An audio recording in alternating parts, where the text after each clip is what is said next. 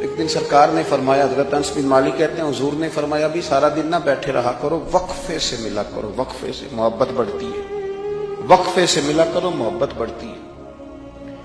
کہتے ہیں حضرت ابو بکر صدیق بھی قریب بیٹھے تھے، وہ بھی سن رہے تھے۔ ظہر سے پہلے بات ہوئی تو حضرت صدیق اکبر ظہر میں آئے، نماز پڑھی اور چلے گئے، عصر میں آئے، نماز پڑھی اور چلے گئے، مغرب میں آئے، نماز پڑھی اور حضرت انس بن مالک کہتے ہیں ظہر کے بعد بھی حضور نے پوچھا ابو بکر نہیں آئے؟ دیکھ بھی لیا ہے، آئے بھی ہیں، لیکن فرمایا وہ تو نماز میں آیا تھا نا، ادھر نہیں آیا۔ عصر کے بعد پھر پوچھا ابو بکر نہیں آئے؟ آپ ذرا کبھی اس لذت کو محسوس تو کریں، ذرا دیکھیں تو صحیح ہے کیا ہو رہا۔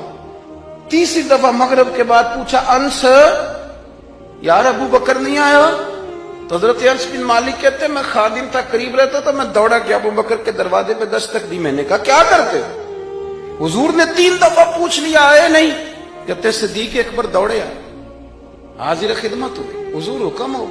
کہا یار تو سارا دن میرے پاس بیٹھا ہی نہیں، تو آیا ہی نہیں، تو نظر ہی نہیں آیا۔ عرض کی حضور آپ نے تو فرمایا تھا وقفے سے ملا کرو محبت بڑھتی ہے۔ تو سنو یار میں کیا اس کا ترجمہ کروں اس بات کا، میں کن لفظوں میں ان جملوں کو بیان کروں، کہاں سے لاؤں وہ کیفیات جو یہاں پوری اتریں۔ حضور آپ نے تو فرمایا تھا وقفے سے ملا کرو محبت بڑھتی ہے۔ تو محبوب کی آنکھوں میں آنسو چمک آئے، فرمایا ابو بکر کہا تھا پر تجھے تو نہیں نہ کہا تھا۔ اور یار کہا تھا کچھ لوگوں سے، تجھے تھوڑی کہا تھا تو نہ جایا کر، تو یہی رہا کر، تو رہا کر یار، تو رہتا ہے تو میرا دل لگا رہتا ہے۔ اور یار آپ سمجھے تو صحیح، آپ ذرا محسوس تو کریں، ایک باری میری آنکھیاں چوں اونا نے اتھرو پونجے سن، ہن مینوں چسکا پی گیا رونے دا، ہن مینوں چسکا پی گیا رونے دا، تے ہر ویلے آہو زاری دا۔ آپ ذرا اس لذت کو تو لیں۔ حضور نے فرمایا تو نہ جایا کر۔ آپ دیکھیں نا میں آپ نے بات سنی ہوئی ہے، صرف اشارہ دینا ہے۔ حضرت صدیق اکبر نے یہ نہیں کہا تھا کہ لے جانا اور میری بڑی مقام ہے، حضور تمہیں پتہ ہے میرے بارے میں کیا کیا کہا کرتے تھے، مجھے گنبد میں دفن کر دینا، یہ نہیں کہا۔ فرمایا لے جانا، دروازے پہ رکھ دے، اگر دروازہ کھول دے، انہوں نے خالی دروازہ کھولنے کی بات کی تھی، تفسیر کبیر ساری پڑھ لینا، اگر دروازہ کھول جائے تو دفن کرنا، ورنہ جنت البقیع میں۔ فرمایا میں اس پہ بھی راضی ہوں، جنت البقیع میں دفن کر دینا۔ لیکن مولا علی کہتے ہیں ہم نے تو صرف رکھا تھا، اور ہم نے عرض کی حضور ابو بکر حاضر ہے۔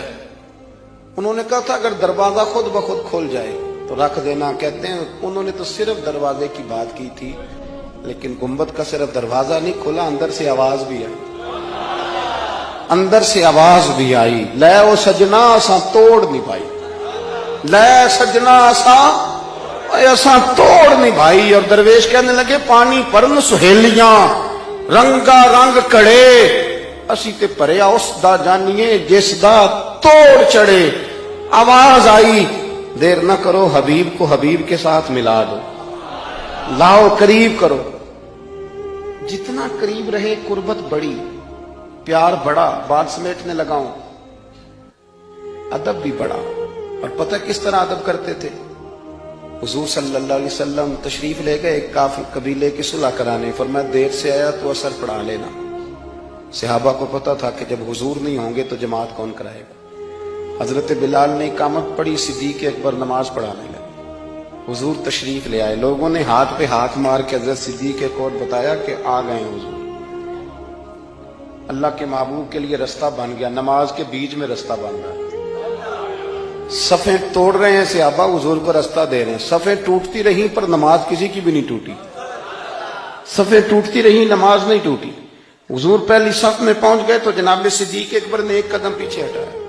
ہم نے سنا ساری زندگی یہی ہے کہ حکم آ جائے تو وہ ادب پر فوقیت رکھتا ہے۔ ایک قدم حضرت صدیق اکبر نے پیچھے ہٹایا تو حضور نے فرمایا ابو بکر نماز پڑھاؤ۔ انہوں نے ایک اور پیچھے ہٹایا، ابو بکر نماز پڑھاؤ۔ تیسری دفعہ نا حضور نے پھر حکم دیا تو وہ پچھلی صف میں آ گئے، وہ دور بیٹھے تھے خواجہ غلام فرید، وہ کوٹ مٹھن میں، کہنے لگے نماز پڑھا کہ میں تیں ول ویکھاں، نماز پڑھا کہ میں تیں ول ویکھاں، مینوں کعبہ بھول گیا آئی، بھول گئیاں نی سب سوم سلاتاں اکو یار دا فکر پہ آئی نماز پڑھا کہ میں تیں ول دیکھا اور اقبال کہنے لگے اذان تو ازل سے تیرے عشق کا ترانہ بنوں اور یہ نماز تو اس کے نظارے کا ایک بہانہ بن نماز پڑھا کہ میں تیں ول دیکھا انتقابہ بھول گیا نبی پاک صلی اللہ علیہ وسلم اگلی صف میں کھڑے ہوئے مصلی پہ جماعت کرائی نماز کے بعد حضور نے نا مسکرا کے پوچھا ابو بکر میں نے 3 دفعہ کہا تھا کیوں نہیں نماز پڑھائی پھر بھی لفظ کوئی نہیں جملہ کوئی نہیں اتحیات کی حالت میں بیٹھے تھے تو ہاتھ باندھ دیا کیا جملے کہے کیا شان ہے کہنے لگے حضور اب ابو قحافہ کے بیٹے کی اتنی جرت بھی نہیں کہ مدینے والے رسول کو جماعت کرائے اتنا